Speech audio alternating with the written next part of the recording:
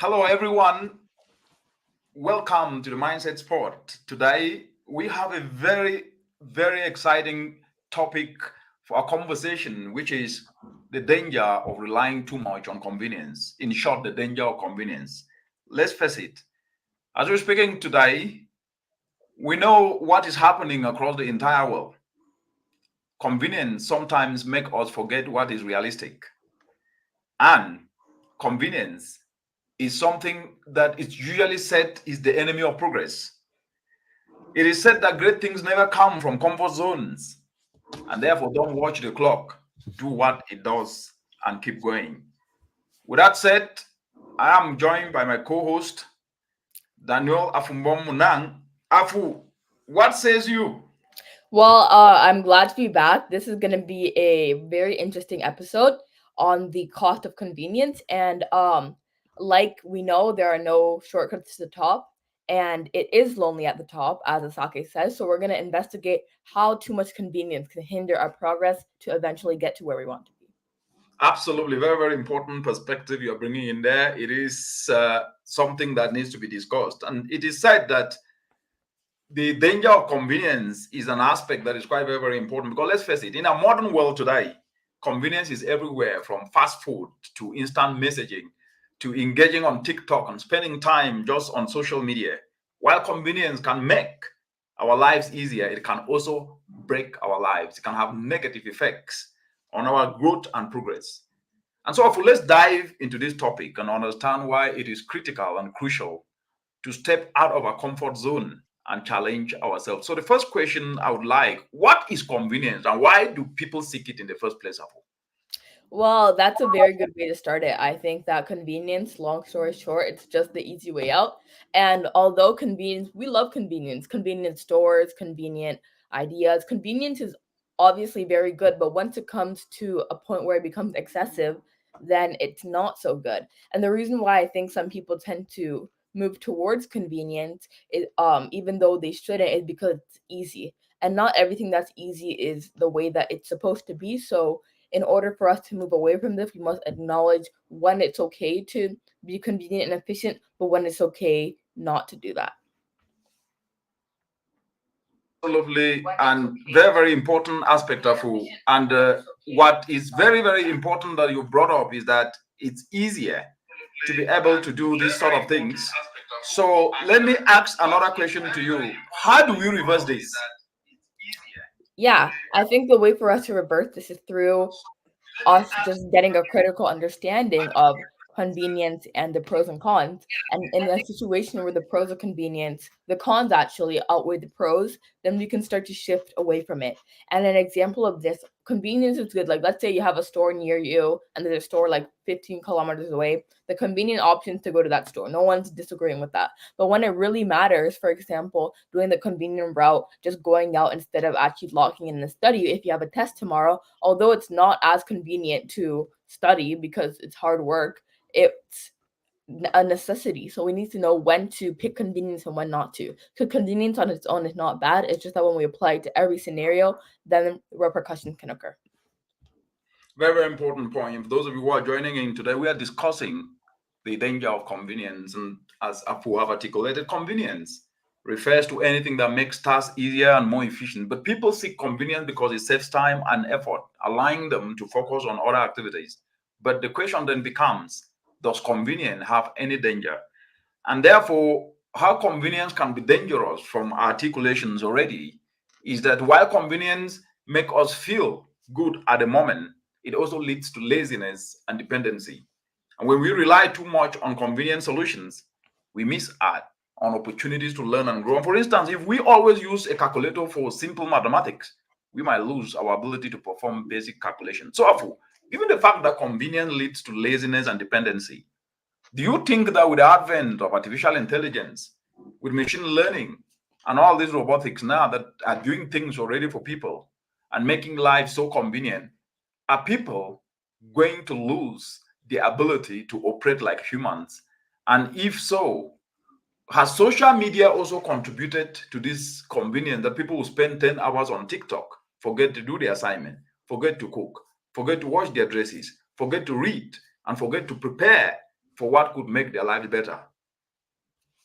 Yeah, so I think with the rise of artificial intelligence and machine learning, like chat, different softwares, I think my perspective is slightly different.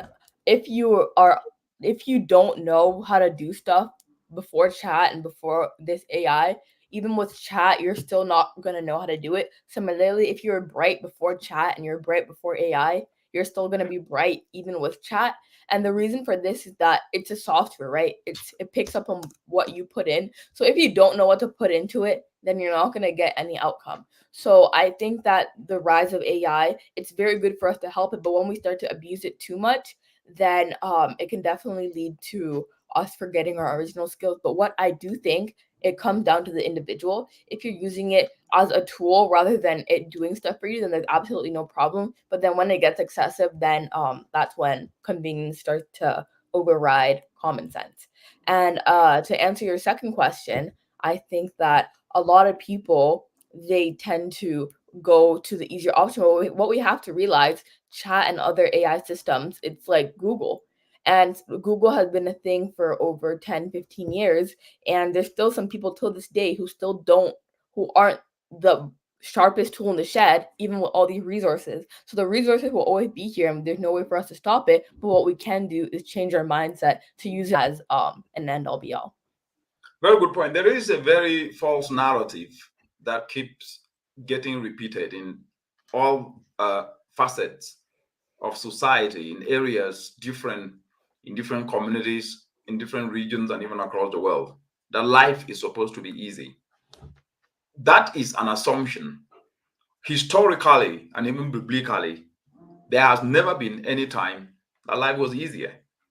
If you look at the parable of the talent in Bible, in Matthew, those who were given, the master gave to the servants money, and those who used their money very well got that money multiplied. And the one who took the gift and buried was ended up in prison.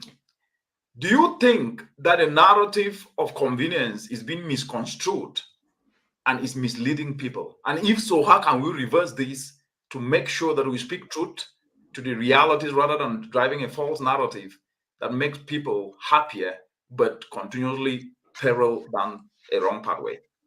Yeah, so thanks for the question. This one's really important because with the rise of social media, I do think that it's the narrative of convenience is being misconstrued, and I think it all comes down to the way that people portray themselves and on social media, and it links back to digital footprint and media literacy, which we never fail to talk about on this show. So to Right. elaborate, I think that because of this narrative is being construed that, oh, I'm doing XYZ, I'm doing this course in 2 weeks, I'm able to afford this, I'm building generational wealth, which it could be true, but most of the time, like, it's just people forget that social media, it's just an enhancement of real life. And a lot of people, once they fall into the trap, they see that, they think that because this person quote unquote used convenience, so can I. But the reality is the chances of that person using convenience is not as, it's probably not true, and it's just a portrayal of soft life on social media, which is what, because everyone wants to portray the best parts of themselves on the internet, but people forget that social media isn't always true, and we should be more diligent while doing our research to look into things. I think that takes us very easily to the part that the false narrative I've created.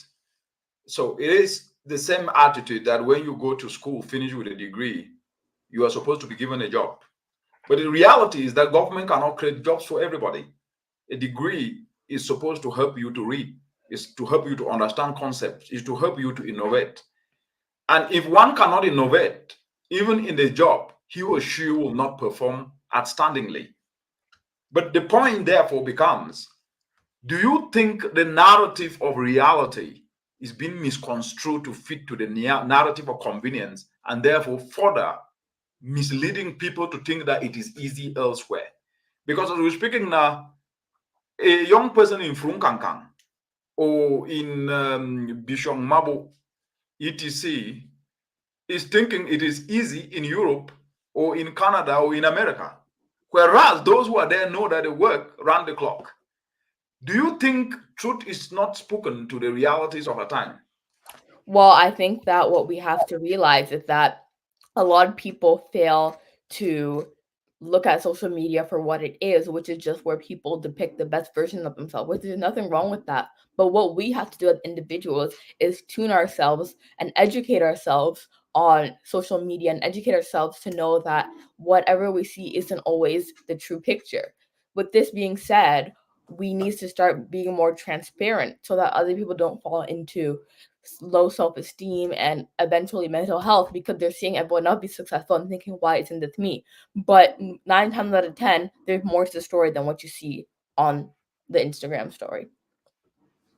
Perfect. Good point. And if we look at the reality of balancing convenience and effort, it seems to not actually follow how we're supposed to do this. Because if you take, for example, the mindset of thinking things are supposed to be easy, it's not true. There has never been anything that is easy. No effort, no success, no pain, no gain.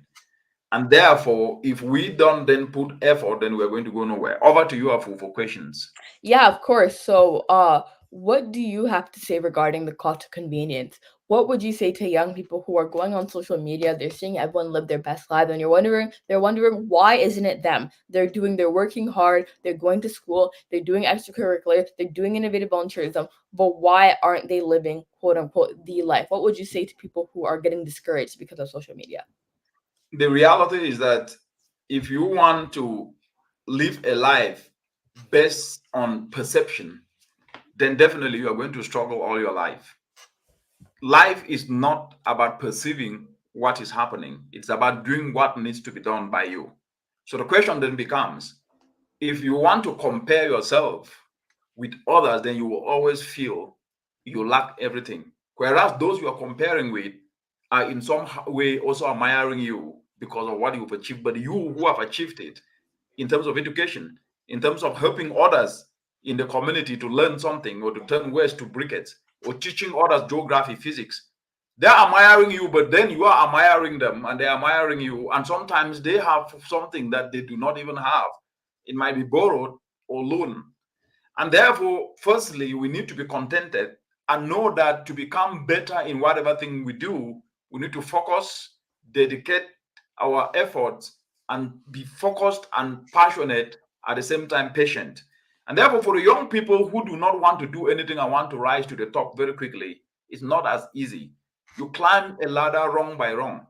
And there is an aspect that I always say, those who jump up come down very fast. The law of gravity, you're a physics student. But those who grow up stay up. Somebody who grows gradually and becomes tall at the age of 10, 15, 20 stays taller. But if you are at 3, 4 years and you jump up because you want to be tall, you will come back down very quickly. It therefore means we cannot live a life of comparison, but should instead live a life of compassion. We should never ever live a life of thinking that we can be able to focus on problems, but we should instead live a life of focusing on possibilities. And so your answer is very simple. The answer to your question is very simple. We must play our part and do our best and do not focus. We don't have to focus on what is not ours and don't think that anything that you see is realistic.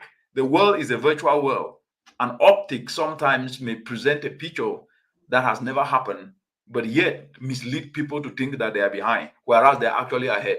And always remember, when you admire people, they're also admiring you. And you might never know until you keep going, and one day they will tell you, do you know that you are my role model? Over. Excellent, excellent, excellent. That was such a great answer. And you mentioned something on perception, which I want to tap into. And my follow up question to that is perception. How do we, because optimism is a big thing in this. When things get hard, optimism is what pushes us forward. So, how can we start to perceive the glass as half full rather than half empty? Because, especially people who are on their academic journeys, it's exam season, things are tough. What can you say to people who want to give up? And if you think that there are solutions, give us strategies so that we know how to persevere without over relying on convenience. Very good question, Afu. As always, you are a star of this show and as a host of this show. The Wow, I easiest got way to, promoted. yes, yeah, and you will keep getting promoted. So the easiest way to answer that is if it were easy, everybody would be doing it. Then why would we even be going to school to learn solutions for? The world was never created as an easy place. That is why generation after generation has always come and solved problems. It was a typewriter until when a computer came. It was fax machine until when email came. It was Nokia 333. We used to call it Kumba bread, big like a radio. You carry it on your back like this. Today, it is iPhone. It is Samsung 16, Samsung Ultra 23, S24, iPhone 14, 15, 16, 17. So the answer is that there have always been evolution as a result of effort that people put into innovate. And therefore, every succeeding generation has always carried on their shoulders the responsibility to do right, to innovate, and to work extra hard to make sure that the problems that were not solved by the preceding generation can be solved by the existing generation. And therefore, to answer your question, it is very, very important to understand that life is not a place of ease. It is a place where we muster courage, where we muster dedication, where we leverage passion to know that without that, we cannot be able to turn challenges to opportunities. And so we must put in the effort to endure short-term pain. If you are not enduring pain, you are only postponing your problems and the difficulties into the future. If you are enduring pain, now you are then preparing a future where you will enjoy. And never forget this African proverb: an old man who still wakes up in the morning and goes to work meant he slept during his younger years. It means if you do not labor during your younger age, you will labor at your older age. Over.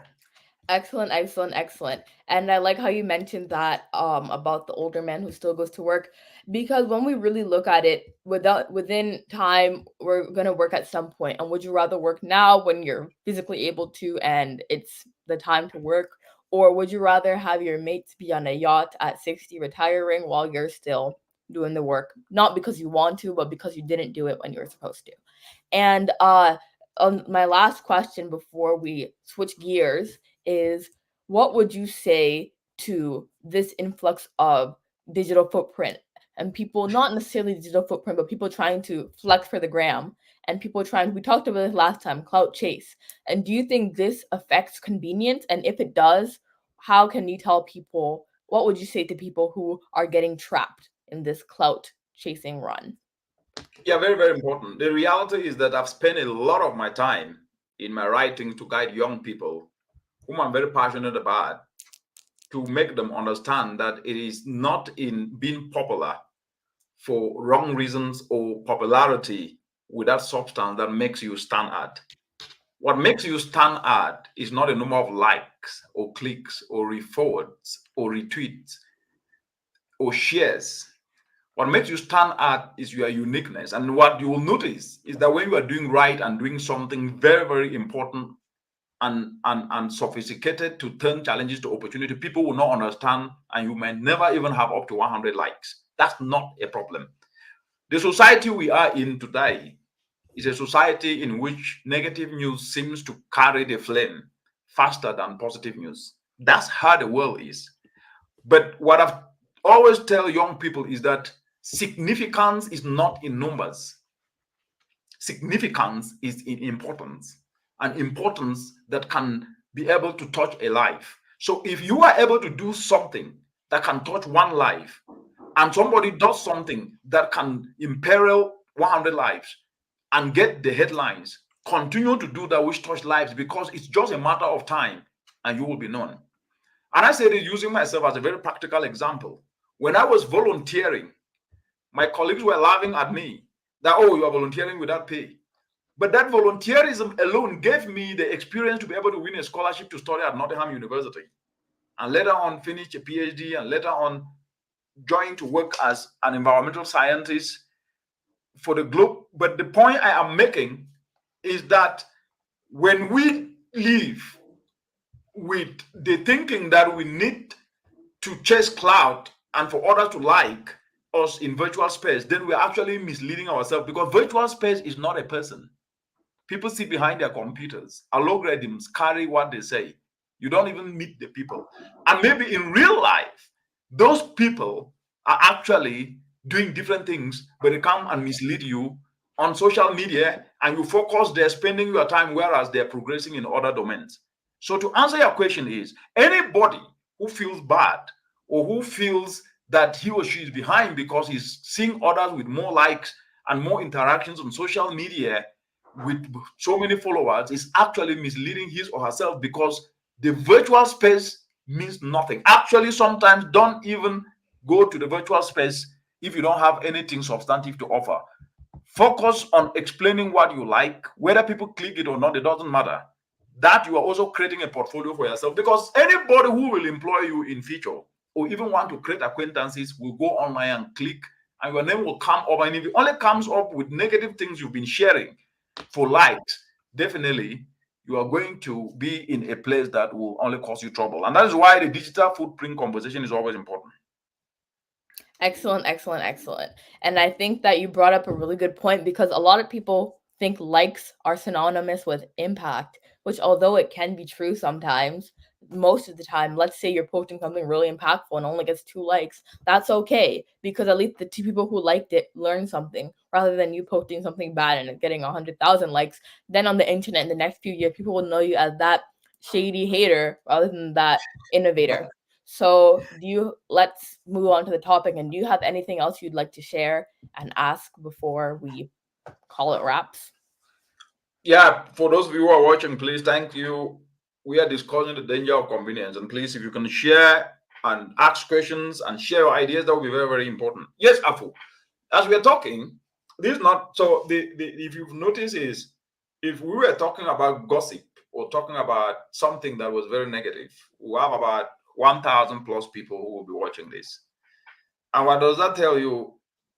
If we were here chasing cloud, then we will be using those topics. But that is not going to ever add any value to society. The society we have today is one in which new knowledge is missing, guidance is missing, structural guidance, mentorship is missing. And therefore, to shape society to come to where it ought to be needs a lot of effort and dedication. And that's why we come to this mindset spot to discuss what can shape and reshape people's minds to think right and do right. But I want to ask you this. What is your experience after we've been running this for over almost 2 years now, that you can confidently say that you've observed about people's behaviors that have changed as a result of what we do here? Yeah, so I think that it's been a long time since we've started this show, and I'd say I've been doing this since I like regularly, frequently since like grade 9, so it's been almost a year and a half. But I've been doing interviews with you since I was like 10, so it's almost been six Right. years since I've done this interview. But it's to move more into podcast. But that's not the point. The point is that what I've realized is the way people's mindsets have slowly shifted. Because at first, the comments that we'd get on here would be more like more asking, more begging, more sob story.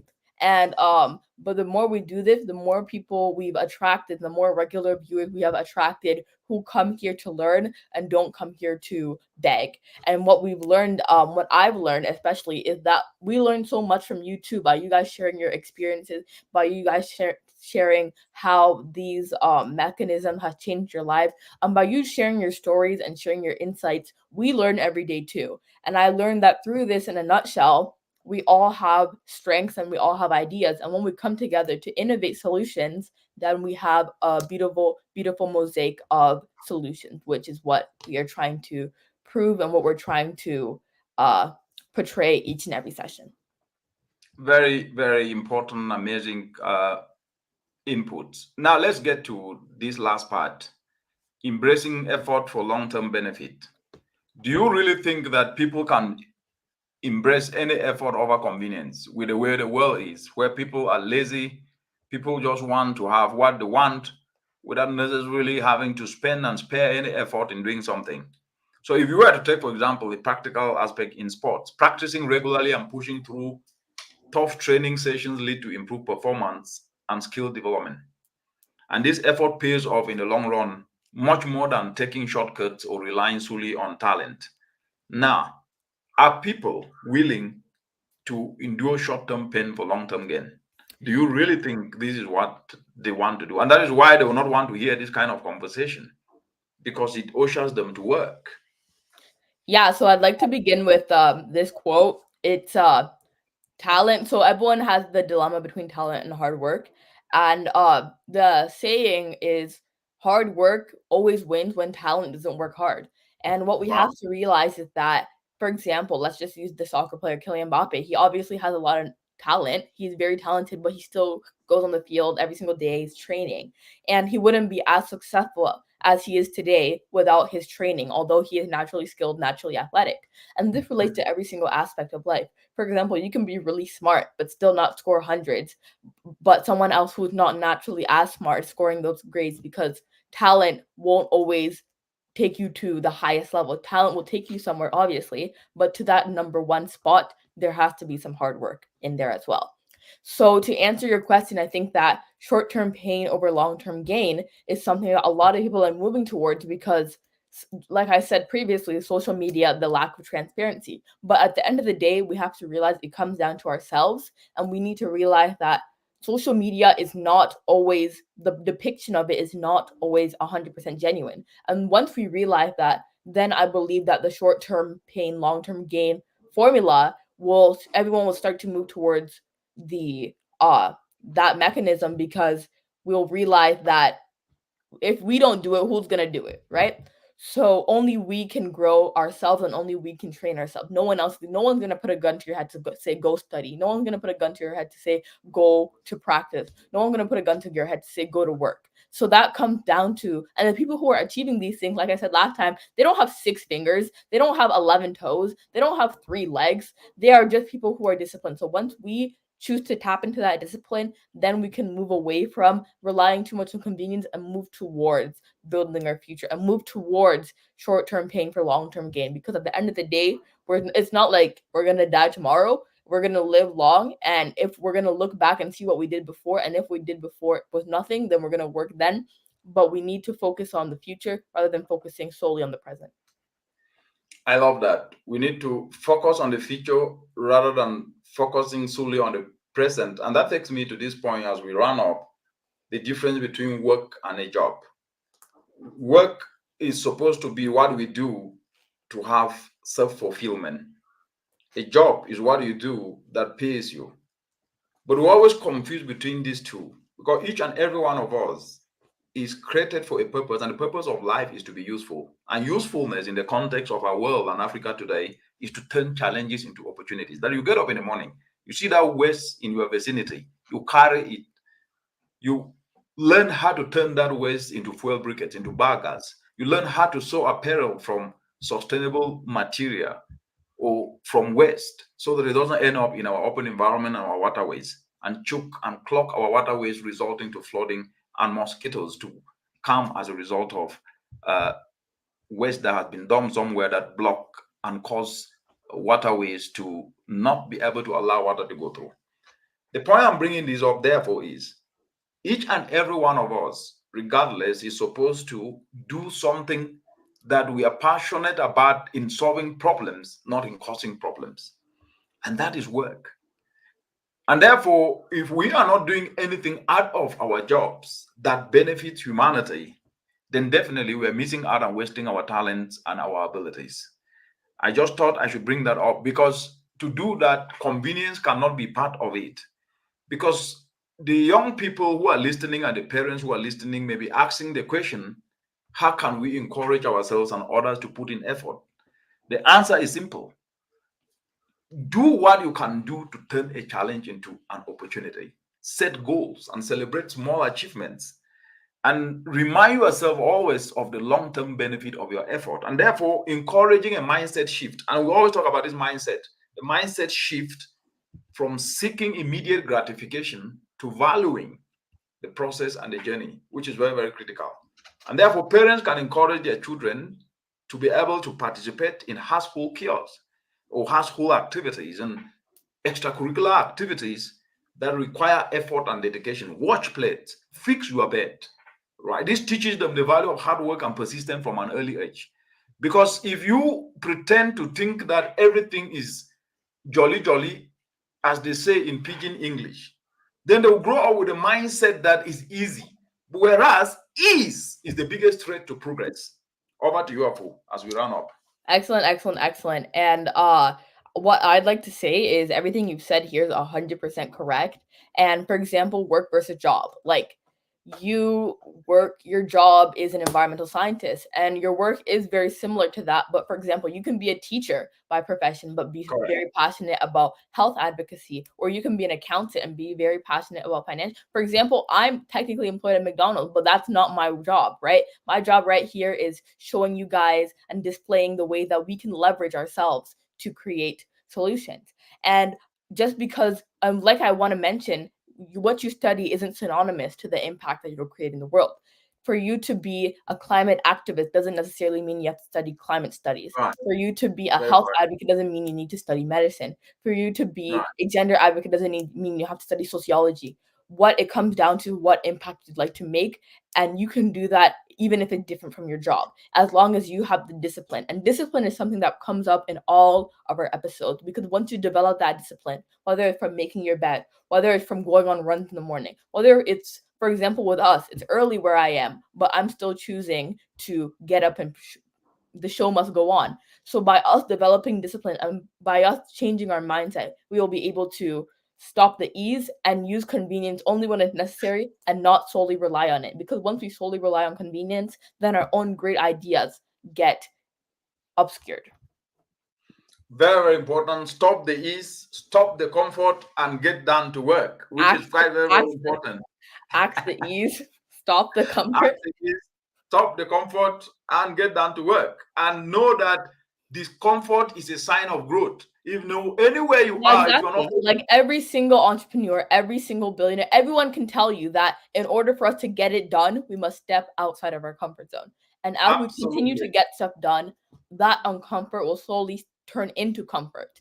It may be uncomfortable staying up late to study, but you'll be comfortable when you finish that degree and you're living out your best life. So I love that. Amazing. And when faced with a difficult task, always remind yourself that overcoming it will make you stronger. And therefore, please, wherever you are, as we conclude this and continue to engage, and you can watch this even after we conclude it now, know that convenience can make your life easier, but it's important to be aware of its potential dangers, as we've discussed today.